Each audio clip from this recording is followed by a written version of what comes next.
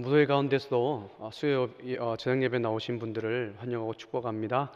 오늘 주님께서 우리에게 예배하신 은혜를 마음껏 쏟아부어 주실 줄 믿습니다.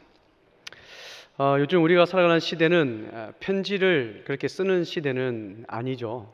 편지보다 무엇을 많이 사용합니까? 문자나 카카오톡, 카톡이나 또 메일을 많이 사용합니다. 제가 생각해 보니까 제 사춘기 시절 때나 또 대학 초기에 때는 참 이게 손편지나 이 포스트잇 같은 걸로 마음을 많이 전달했던 것 같아요. 여러분들도 한번 생각해 보십시오. 예전에 참 편지를 많이 쓰고 받으셨죠? 네, 아무도 안 쓰신 것 같습니다. 네. 편지를 쓰고 받았던 그 편지 중에 여러분들 기억나는 편지가 있습니까? 사랑하는 사람들과의 주고받은 편지, 또 가족 간의 편지, 믿음의 동역자들 간의 그 편지, 여러분들 가슴속에 남아있는 그 편지만 생각하면 웃음이 나고 마음이 따뜻해지고 참 보고 싶은 그런 편지가 있습니까? 저도 설교를 준비하면서 가끔 생각해 보면 한 주간 생각해 보니까 한 가지 편지가 기억이 나긴 합니다. 제가 경상도 사람이라 참 무뚝뚝하기도 하고 뭐 낭만도 없을 것 같고 말투는 억세고 그런 것 같지만 저도 마음 먹으면 나름대로 편지를 몇 번 적었습니다.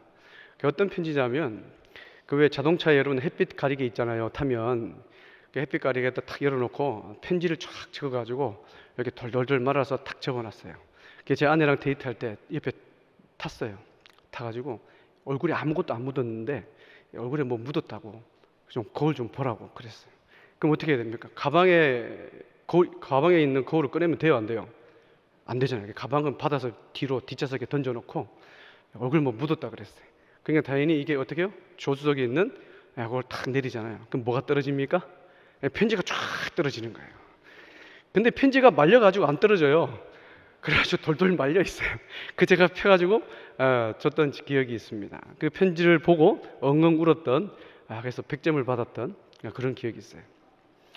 여러분, 우리가 이 편지를 생각하면 웃음이 나는 또 마음이 따뜻해지는 그런 편지가 있죠. 어떤 편지든 간에 그 편지 속에는 말하고자 하는 전하고 싶어 하는 그 내용이 다 그 편지에 녹여져 있습니다. 오늘 이 사도 바울이 로마 교회 성도를 향하여서 자신의 마음을 담아 그 편지를 보내고 있는 것이죠. 그래서 로마서라는 편지를 보냅니다. 바울이 그 당시에 로마에 있는 교회 성도들에게 로마서라는 이 편지를 적을 때 이 로마에 있는 인구는 몇 명이 정도냐면 약 100만 명 정도였습니다. 근데 이 100만 명 중에 절반 이상이 노예였거나 아니면 최근까지 노예였다가 자유인으로 풀린 사람들이었어요. 왜 이렇게 노예가 많냐 하면 그 당시에 로마가 전 세계를 정복하면서 수많은 나라의 사람들을 잡아서 노예로 팔았기 때문에 이 로마란 도시 가운데 100만 명이 넘는 가운데 이 50만 명 이상이 다 노예였어요. 또한 그 당시 사회적으로는 그리스도인들이 엄청나게 핍박을 많이 받았던 시대였습니다. 이런 상황 가운데 복음을 받아들이는 사람은 어떤 사람들일까요? 높은 고위계층일까요? 아니죠. 그 당시에 복음을 받아들였던 사람은 바로 하위 노예 계층이었습니다. 이들은 약자이고 인정받지 못한 사람이었고 또 소외된 사람이었습니다. 여러분 한번 생각해 보세요.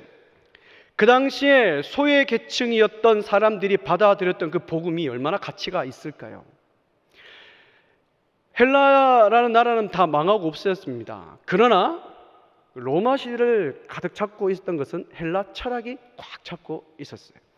그러니 로마 철학, 헬라 철학에 비해서 이 소외 계층이 믿고 있던 그 복음은 정말 초라하기 짝이 없고 볼품없는 가치 없는 복음이었을 겁니다.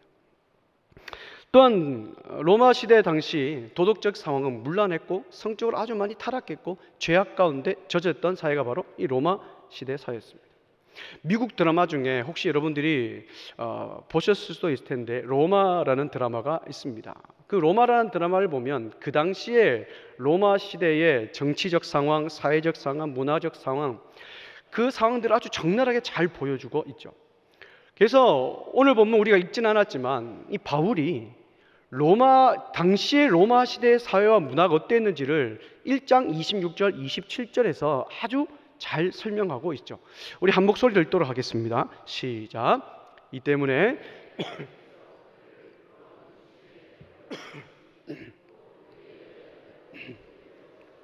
영리롭으며 그와 같이 남자들도 순리대로 여자 쓰기를 버리고 서로 향하여 음욕이 부릴 듯하며 남자가 남자와 더불어 부끄러운 일을 행하여 그들의 그릇 때문에 상당한 보응을 그들 자신이 받았느니라. 아멘.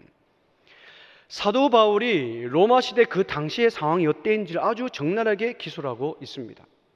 아내가 남편과의 관계를 의무를 다하지 않고 다른 사람들과 관계를 맺을 뿐만 아니라 이 남편 또한도 남자와 동성 간의 관계를 맺는 아주 성적으로 타락하고 죄악 가운데 물들어 있는 것을 이 사도 바울이 로마서 1장 26절 27절에 적나라하게 기록하고 있는 것이죠. 이런 상황 가운데 이 로마 교회 성도들이 노출되어 있어요. 얼마나 힘들겠습니까? 이런 상황 가운데 노출되어 있는 로마 교회 성도들에게 필요한 것이 무엇일까요? 돈일까요? 음식일까요? 집일까요? 아무것도 아닙니다. 이들에게 필요한 건 오늘 하루 믿음을 지켜나갈 수 있는 뭔가 필요했던 겁니다. 그래서 사도 바울이 매일매일 하루하루 고통 가운데 믿음을 지키고 있는 로마 교회 성도들을 향해서 마음을 담아여 편지를 보내고 있는 거예요. 많은 사람들이 어리석다고 여기는 이 복음이 참된 복음임을 확신시켜주며 격려와 용기를 불러일으키기 위하여 이 사도 바울은 편지를 보내고 있는 거예요. 그래서 바울은 제일 먼저 이들의 힘을 북돋아 주기 위해서 가장 먼저 무엇을 하냐면 오늘 우리가 읽었던 8절에 보면 로마 교회 성도들을 칭찬하고 있습니다. 바울이 8절에 보면 어떻게 칭찬하고 있습니까? 너희의 믿음이 너희가 살고 있는 로마뿐만 아니라 온 세상에 전파되어 많은 사람들에게 도전을 주고 격려를 주고 있다라고 이렇게 8절에 먼저 칭찬합니다. 근데 그 믿음이 무엇인지 정확히 알 수는 이제 없어요. 그러나 추측해 보면 그 당시에 사회적으로, 정치적으로, 문화적으로, 성적으로 많이 타락했는 그 시대 가운데 또한 헬라 철학의 그 위협 앞에 휩쓸리지 않고 예수 그리스도를 믿는 그 믿음이 아마 소문이 났을 겁니다. 칭찬받았을 거예요. 또한 말씀과 믿음 가운데서 서로 사랑하고 격려하고 세워주는 그 순종이 아마 이 로마 교회에 참 칭찬거리고 소문이 났을 거예요. 오늘 이 본문을 묵상하면서 우리 공동체와 저 자신을 한번 살펴보게 되었습니다. 우리 공동체 자랑은 무엇일까? 우리 공동체는 어떤 소문이 나고 있을까? 여기 있는 저보다 여러분들이 세상 속에 살아가면서 이 교회에 대하여 믿는 성도에 대하여 참 많은 소문들, 소리들을, 소식들을 들으실 거예요. 예전에 제가 사역할 때 있었던 일입니다. 새벽 기도를 마치고 6시 반쯤이 되면 저는 항상 매일 헬스 운동을 하러 갔어요. 그러니까 2년 정도 운동을 하다 보니까 그 시간에 오는 사람들이 딱 정해져 있습니다. 출근 전에. 그러니 한 6, 7명 정도 항상 그 시간에 운동을 합니다. 그래서 안부를 묻죠. 어서 오십시오. 왜 어제는 안 보셨습니까? 오늘은 어디 운동을 하십니까? 오늘은 등 운동을 합니다. 오늘은 가슴 운동을 합니다. 뭐 이렇게 하면서 이제 안부를 주고 받는 거죠. 어느 정도 지내서 좀 친해졌습니다. 그래서 서로의 생각들을 좀 많이 주고받을 정도로 한 6, 7개월 지나니까 좀 친해졌어요. 그러면 자연스럽게 무슨 얘기가 나오냐면 교회 욕을 합니다. 은행 지점장이 교회 다니는데 참 못됐더라. 우리 집 주인이 어느 교회 다니는데 참 못됐더라. 그러면서 목사님들에 대한 불륜, 비리, 부정적인 이야기를 제 앞에서 막 하는 거예요. 6, 7개월 그렇게 지나갔습니다. 근데 이분들은 제가 무슨 일을 하는지를 몰라요. 저는 그분들이 무슨 일 하는지 다 알아요. 제가 묻지도 않았는데 다 얘기해 주니까. 근데 어느 순간 궁금했는가 봅니다. 그래서 그 청년은 무슨 일을 합니까? 저요? 은행원입니까? 아닙니다. 보험회사 직원입니까? 아닙니다. 의사입니까? 아닙니다. 저는 요 앞에 있는 교회 목사입니다. 제가 그랬어요. 그러니까 함께 운동했던 그 6분이 전부 다 동시에 하는 말이 뭐겠습니까? 목사님이세요? 하면서 각기 운동기구를 들고 다 각자 운동하는 자리에 다 가버렸어요. 그리고는 몇 개월 동안 참 서먹서먹했습니다. 여러분 그 6, 7개월 동안 함께 운동하면서 저도 목사잖아요. 참 많이 부끄럽습니다. 어떻게 답변을 해야 되고 어떻게 이야기해야 되고 제 생각을 이야기해야 될지, 교회에 대하여, 목사에 대하여, 성도에 대하여 이런 소문이 나고 있구나라는 생각을 하게 되면서 참 한편으로 마음이 불편했습니다. 사랑하는 여러분, 우리 교회는 어떤 소문이 나고 저와 여러분들이 속해 있는 목장과 저와 여러분들은 어떤 소문이 나는 목장이고 사람입니까? 부정적인 교회, 부정적인 목장, 부정적인 사람이다라는 그런 소문이 나는 성도는 아닙니까? 여러분, 로마 교회가 평온해서 믿음의 소문이 났습니까? 아니잖아요. 하루하루 정말 힘들고 지친 가운데서도 이 복음에 대한 그 간절함이 있었기 때문에 그 어려운 가운데서도 이 로마 교회는 믿음의 소문이 나는 교회로 나는 거죠. 따라서 사랑하는 여러분, 교회라면 어떤 곳이 되어야 되는가? 성도는 어떻게 살아가야 되는가라는 의식이 우리 속에 있어야 되는 거죠. 아무 생각 없이 욕심대로 살아가다 보니 이 교회가 많은 사람들로부터 비난을 받고 있지 않습니까? 근데 모두가 다 그렇지는 않죠. 건강한 교회, 건강한 성도가 너무나 많습니다. 그러나 중요한 것은 우리 모두가 다 경각심을 가지고 살아가야 된다는 거죠. 왜 우리가 경각심을 가지고 살아가야 됩니까? 저와 여러분들은 그리스도의 편지이고 우리의 삶이 곧 예수 그리스도를 드러내는 향기이기 때문에 그렇습니다. 그리스도인다운 삶을 살지 못한다면 향기가 아니라 악취가 나는 존재의 취급을 받는 거죠. 따라 사랑하는 여러분, 우리 옆에 분과 이렇게 인사합시다. 당신은 그리스도의 편지입니다. 당신은 그리스도의 향기입니다. 저와 여러분들은 얼굴만 보더라도 참 미소가 띄어지며 얼굴만 보더라도 그리스도의 향기가 느껴지는 그런 성도가 되시기를 주님의 이름으로 축복합니다. 자, 먼저 사도 바울은 칭찬을 했어요. 힘들게 믿음을 지켜내고 있는 성도들을 향해서 너희의 믿음이 힘든 가운데서도 소문이 나고 있다, 칭찬을 한 다음에 이제 로마 교회를 향하여서 자신의 마음을 표현을 하고 있습니다. 9절부터 13절을 보면 이 로마 교회 성도들을 향한 이 바울 사도의 마음이 어떠한지를 아주 잘 표현하고 있어요. 9절을 보면 어떻게 표현합니까? 내가 너희를 생각할 때마다, 기도할 때마다 너희를 위해서 기도한다는 거예요. 매 순간 생각나고 기도할 때마다 너희를 위해서 기도하는 거 한 번도 빠지지 않았어 라고 기도합니다. 10절은 어떻게 고백합니까? 어떻게 해서든지 내가 너희를 보고 싶어, 내가 너희 갈 거야, 수단과 방법을 가리지 않고 내가 너희 가고 싶어 라는 사도 바울의 그 마음이 담겨져 있고, 11절에 보면 하나님의 신령한 은사를 나누어서 서로 너희의 믿음을 더 견고해 주고 싶어. 12절은 격려와 위로를 나눠 서로 세워주고 싶고, 마지막 13절은 내가 말로만 아니라 어떻게 해서든 너의 로마 교회를 방문하고 싶은데 참 길이 열리지가 않는다, 내 안타까운 마음을 좀 알아다오 라는 이 사도 바울의 간절한 마음이 이 9절부터 13절에 쫙 기록하고 있는 거예요. 사랑하는 여러분, 이 바울 사도의 편지를 받은 로마 교회 성도들의 마음이 어땠을까요? 심정이 어땠을까요? 소문으로만 들었던 그 위대한 사도 바울이 우리를 이렇게 생각해 준다고? 여러분, 이 편지를 받았을 때 이 로마 교회 성도들은 정말 엄청나게 위로와 격려와 감동을 받았을 거예요. 사도 바울이 로마 교회 성도들을 보고 싶어하는 그 이상으로 로마 교회 성도들 또한 사도 바울을 그토록 기다리고 보고 싶었을 겁니다. 근데 여러분, 중요한 것은 이 사도 바울과 로마 교회 성도들은 한 번도 만난 적이 없어요. 바울은 아직까지 한 번도 로마 땅을 밟아본 적이 없다는 거예요. 우리가 그렇지 않습니까? 누가 한 번을 만나면 그 한 번 만난 것 때문에 또 보고 싶고 그리워서 연락하고 하지 않습니까? 근데 이 로마 교회 성도들과 바울은 한 번도 만난 적이 없는데 이 사도 바울은 그토록 만나고 싶어 하는 거예요.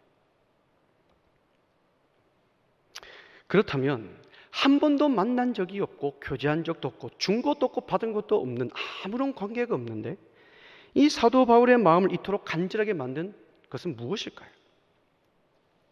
그것은 바로 바울이 한 번도 만나보지 못한 로마 교회 성도들에게 애착을 갖는 이유는 바로 사도 바울에게 있는 이 마음 때문에 그렇습니다.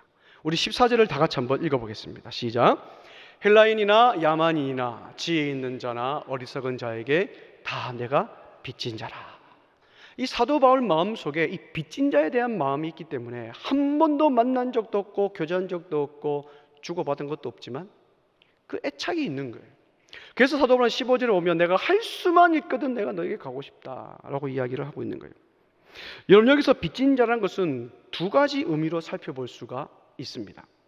여러분, 마태복음 18장에 보면 1만 달란트 빚진 자와 100데나리온 빚진 자에 대한 비유가 나옵니다. 어떤 사람이 어떤 주인에게 1만 달란트를 빚졌어요. 근데 이 1만 달란트는 평생 일해도 갚지 못할 금액이고 대대손손 갚아도 갚지 못할 금액이 바로 이 1만 달란트입니다. 근데 이 주인이 어떤 감동이 있고 어떤 마음이 있었는지 모르겠지만 갑자기 그 빚쟁이를 불러가지고 내가 나에게 빚진 1만 달란트 내가 다 탕감해 줄게. 넌 자유인이야. 그래요. 이 얼마나 기쁩니까? 그 기쁜 마음을 가지고 주인 집에 나와서 길을 걸어가는데 누구를 만납니까? 자신에게 100데나리온 빚진 자를 만나는 거예요. 그럼 어떻게 해줘야 됩니까? 내가 1만 달란트 탕감받았으니 100데나리온쯤이야. 내가 갚아줄게.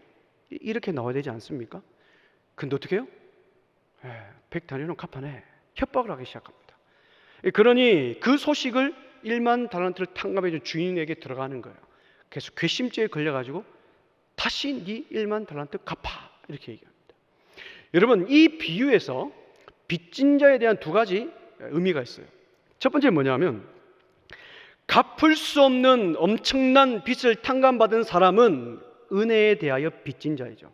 그 은혜에 빚진 자는 반드시 다른 사람에게 빚도 갚아줘야 하는 의무가 있다는 거예요.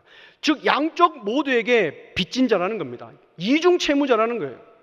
은혜를 받은 자는 반드시 그 은혜를 또 누군가에게 전해줘야 되는 그 의무에 빚져 있다는 거예요. 이런 의미에서 빚진 자라는 것은 양쪽 모두의 빚진 자입니다. 그래서 이 사도 바울은 이런 의미에서 하나님 앞에서 채무자였습니다. 하나님 앞에서 영원한 생명을 값없이 받은 빚진 자인가 동시에 그 값없이 받은 은혜를 또 누군가에게 전해줘야 되는, 반드시 전해줘야 되는 의무를 가진 자였다는 거예요. 그래서 사도 바울은 할 수만 있거든 내가 너희에게 가고 싶다라고 이야기를 하는 겁니다. 사람 여러분, 혹시 이 자리에 빚을 져본 적이 있습니까? 아니면 현재 그 빚 때문에 좀 허덕이고 있는 분 계십니까? 한번 생각해 보면 이 빚은 우리가 살아가는 데 있어서 없어서는 안 되는 아주 소중한 존재가 되어버렸어요. 평생 동반자가 부채입니다. 그죠? 부채입니다. 근데 여러분, 이 빚에는 두 가지 성격이 있어요. 첫 번째 빚은 어떤 빚이냐면 사람을 움츠러들게 만들고 죽이게 만드는 빚이 있어요. 그러니까 삶을 살아가지 못하게 하는 빚이죠. 요즘 생활고에 허덕이다가 생을 포기한 사람들의 소식들을 뉴스를 통해서 많이 접하지 않습니까? 너무 안타까운 일입니다. 왜 이런 일이 일어납니까? 이 갚을 수 없는 그 빚 때문에 그런 거죠. 그래서 이 빚은 삶을 살지 못하게 하는 빚입니다. 근데 또 하나 빚은 어떤 빚이냐면 삶을 살도록 만드는 빚이에요. 다시 힘을 내서 살고자 하는 빚입니다. 근데 이상하게도 이 빚에 지면 질수록, 이 빚을 지면 질수록 움츠러드는 것이 아니라 더 감사하고 더 살려는 의욕이 생기는 빚이라는 거예요. 이 빚이 무슨 빚입니까? 바로 그 주님의 그 무한한 무조건적인 그 십자가의 사랑과 은혜의 빚인 것이죠. 그래서 사도 바울은 내가 받은 은혜가 너무나 커서 나는 빚져 있다. 그리고 내가 너희에게 이 빚을 갚지 않으면 안 된다라는 그 의무감으로 가슴이 불타고 있는 것이죠. 그래서 한 번도 보지 못하고 교제해 본 적이 없는 로마교회 성도들 향해서 나는 너의 친구야가 아니라 나는 너에게 빚져 있어. 항상 너희를 생각할 때마다 나는 빚진 자의 마음으로 로마교회 성도들을 생각하고 있어 라고 바울이 고백하고 있는 겁니다. 사랑하는 여러분, 우리가 가져야 될 빚, 다시 한번 회복해야 될 빚은 바로 십자가의 은혜의 빚인 줄 믿습니다. 지금 이 자리에서 은혜의 말씀을 듣고 영생을 소유하고 있지만 우리가 예수 믿기 이전에 우리의 삶을 생각해 보면 지금 이 자리가 얼마나 소중하고 영광스러운 자리인지 우리 다시금 깨닫게 되지 않습니까? 그래서 우리는 그 은혜를 잊을 수가 없는 거예요. 그래서 사랑하는 여러분, 오늘 말씀을 통하여 나를 돌아보고 오늘 말씀을 통하여 예수 그리스도를 모르는 자를 바라볼 때에 여러분 어떤 생각이 드십니까? 빚진 자의 심정이 아니라 저 사람은 교회 다니지 않는 사람이야. 나와 가치관이 다른 사람이야. 지옥 갈 사람이야. 이렇게 생각하지는 않습니까? 최근에 어느 목장을 신방을 했습니다. 요즘 계속 목장 신방을 하잖아요. 목장 신방을 하는데 어떤 집사님이 이렇게 삶을 나누고 기도 제목을 나누는데 이렇게 말씀하세요. 참 내가 예수 믿는 사람으로서 본을 보이고 향기를 나타내고 그리스도의 편지로서 살아가야 된다고 얘기를 하는데 그런 삶을 살지 못해서 참 내 마음에 빚이 있습니다. 주님에 대한 빚이 있어 마음이 무겁습니다. 함께 일하는 직원들에게도 내가 본을 보여야 되는데 그러지 못한 것 같아서 참 빚을 지고 있어서 마음이 무겁습니다 라고 이야기해요. 이 마음이 무거운 가운데 빚진 자의 심정으로 살아가다가 이분이 아파트 관리 소장님이세요. 그래서 주민 대표분과 만나서 이야기를 하는데 이 소장님이 교회 다니는 걸 아니까 30-40년 전에 내가 예전에 예수를 믿었는데 라는 이야기를 하면서 다시 교회 가고 싶어 신앙생활 하고 싶은 마음이 요즘 듭니다 라고 이야기를 했답니다. 그러니까 계속 빚진 자의 마음을 가지고 있다가 부담을 가지고 있다가 이런 얘기를 들으니 이 집사님이 어떻게 했겠어요? 대표님 제가 신앙생활 잘 할 수 있도록 좋은 교회를 소개시켜드리고 또 계속해서 도와드리겠습니다. 조금만 기다려 주십시오 라고 이야기하면서 그 집 주변에 있는 좋은 교회를 소개시켜주고 교회만 소개시켜준 게 아니라 함께 예배 드릴 때 그냥 혼자 예배 드리는 것이 아니라 돕는 사람들을 붙여서 함께 예배 잘 드릴 수 있도록 도와드렸다고 해요. 그리고 나서 한 주 뒤에 연락이 왔다고 합니다. 소장님 때문에 예전에 잃어버렸던 그 첫사랑을 회복하고 아주 예배 잘 드리고 돌아왔습니다. 감사합니다. 아주 이제 신앙생활 열심히 잘할게요 라고 하는 문자를 받았대요. 그 문자를 받고 나서 한편에 예수 믿는 사람으로서 이렇게 살아가야 되고 복음을 증거해야 되는 그 빚을 가지고 있었는데 한편으로 이 빚을 조금 덜어내요. 참 예수님께 기쁜 마음으로 나갈 수 있는 것 같습니다 라는 그런 간증을 목장 모임 때 하셨어요. 사랑하는 여러분, 여기에 많은 분들이 앉아 계십니다. 이 중에 예수 믿지 않는 사람, 예수 그리스도를 모르는 사람에게 나는 빚져 있습니다 라고 생각하는 분들이 몇 분 계실까요? 우리는 다른 것들에게는 다 빚져 있다라고 이야기를 하면서 이것도 빚져 있고 저것도 빚져 있다고 얘기하면서 왜 예수 그리스도를 믿지 않는 자들에게 나는 빚져 있습니다. 그들에게 복음을 증거되는 의무의 빚을 지고 있는데 우리는 그런 생각을 하고 있지는 않습니까? 사랑하는 여러분, 왜 바울 사도만 혼자만 빚져 있다라고 이야기를 할까요? 사랑하는 여러분, 우리가 회복해야 될 건 바울의 그 빚진 자의 심정을 회복해야 될 줄 믿습니다. 그렇다면 바울을 빚지게 한 것은 무엇일까요? 바울이 이토록 빚진 자의 마음을 가지게 한 것은 무엇일까요? 바울을 빚진 자로 만든 것은 바로 다른 것이 아니라 그 예수 그리스도의 복음이란 사실이에요. 그래서 사도 바울은 로마서 1장에 인사를 하고 난 다음에 1장 1절에 인사하고 난 다음에 2절부터 7절까지 그 복음이 누군지를 쫙 설명하고 있습니다. 바로 하나님의 아들 예수 그리스도가 복음이다 라고 이야기하는 거예요. 이 복음 때문에 바울의 인생이 완전히 바뀌어 버린 것이죠. 혈기왕성하고 자기 잘난 멋에 살았던 바울이 바뀌어 버렸고, 이 복음 때문에 최고의 엘리트였던 바울이 낮고 낮은 자리로 가게 만들어 버렸어요. 이 복음 때문에 그리스도인들을 핍박하던 바울이 그리스도를 전하는 자로 인생이 바뀌어 버린 거죠. 나의 더러운 죄악 때문에 이 땅에 오셔서 십자가에 죽기까지 복종하신 그 예수 그리스도, 나에게 완벽한 그 의, 영원한 생명을 주시기 위하여 부활하시고 승천하셔서 지금도 하나님 우편에서 우리를 불꽃 같은 눈동자로 지켜보아 주신 그 예수 그리스도, 그분이 바로 이 복음이란 사실을 바울은 깨달은 거예요. 이 복음 때문에 나는 오늘도 하나님 앞에서 채무자로 서 있고 또 하나님을 믿지 않는, 하나님을 모르는 사람들에게도 내가 빚져 있습니다 라는 그 마음을 고백하고 있는 겁니다. 이 복음을 가슴 속에 가진 사람은 바울과 같이 하나님 앞에서 채무자로 서 있는 것이고, 복음을 알고 복음을 깨닫고 복음을 가슴 속에 새겨진 자들은 주님을 모르는 자들 앞에서도 나는 빚진 자로 서 있는 것이죠.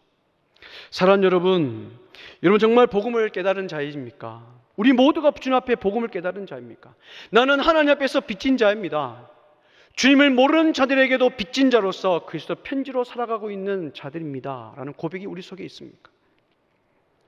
그리스도의 편지이긴 하지만 왜 그런 편지 있잖아요. 우표도 없고 주소도 없는, 뭔가 어디로 가야 될지 모르는, 행방이 없는 그런 그리스도의 편지들로 우리가 살아가고 있지는 않습니까? 사랑하는 여러분, 우리는 복음을 깨달은 그리스도의 편지요 그리스도의 향기입니다. 그리하여 우리를 통하여 예수 그리스도가 증거가 되어야 돼요. 그러기 위해서 가장 먼저 중요한 것은 빚진 자의 심정, 빚진 자의 마음을 회복하는 것이 가장 먼저 우선입니다. 그 빚진 자의 마음으로 주님을 모르는 자들에게 그리스도를 증거하는 것이죠. 말씀을 정리하려고 합니다. 사랑하는 여러분, 저와 여러분들은 믿음의 소문이 나는 삶을 살아가야 됩니다. 바울 사도가 로마 교회 성도들이 어려운 가운데서도 복음에 대한 그 간절함이 있었기에 하나님 앞에서 믿음을 지킴으로 그 믿음이 온 세상에 전파되고 칭찬받고 소문이 났습니다. 저와 여러분들은 주님의 형상을 닮은 이 땅에 살아가는 그리스도의 편지요 그리스도의 향기로 살아가야 됩니다. 따라서 저와 여러분들이 생각과 말과 삶의 모든 영향 속에서, 범위 속에서 우리는 믿음의 소문이 나야 되고 우리의 삶으로 그리스도의 향기가 드러나야 되는 것이죠. 그를 통해서 무엇을 해야 됩니까? 우리의 믿음의 소문과 칭찬을 통하여서 우리는 그리스도의 편지로 그것을 전하는 그 의무를 감당해야 되는 거죠. 그래서 우리는 그리스도의 편지로 복음을 전달해야 되는 그 의무의 삶을 살아가야 되는 겁니다. 여러분 기억하십시오. 저와 여러분들은 하나님 앞에서 빚진 자인과 동시에 예수 그리스도를 모르는 자들에게도 빚진 자라는 사실을 꼭 기억하시기 바랍니다. 여러분 7월 7일이 무슨 날입니까? 목장 VIP 초청 주일입니다. 우리가 부활절날 주일학교뿐만 아니라 온 교구가 함께 목장에서 한 분 이상 다 작정을 하셨고 또 이를 위해 기도하고 또 헌신하며 그 VIP를 만났습니다. 이제 그분들을 교회로 모시는 날이 7월 7일인 거예요. 그래서 목장의 모든 목원들이 우리 모두가 다 복음의 빚진 자의 마음으로 함께 그분들을 주님 앞으로 모시고 오는 일에 함께 우리 힘써야 되고 동참해야 되는 거예요. 그리하여 사람을 살려내는 이 복음을 전달하는 빚진 자의 삶으로 살아가시는 정말 하나님의 인도함을 경험하는 우리 모든 성도님들 되시기를 주님의 이름으로 축복합니다.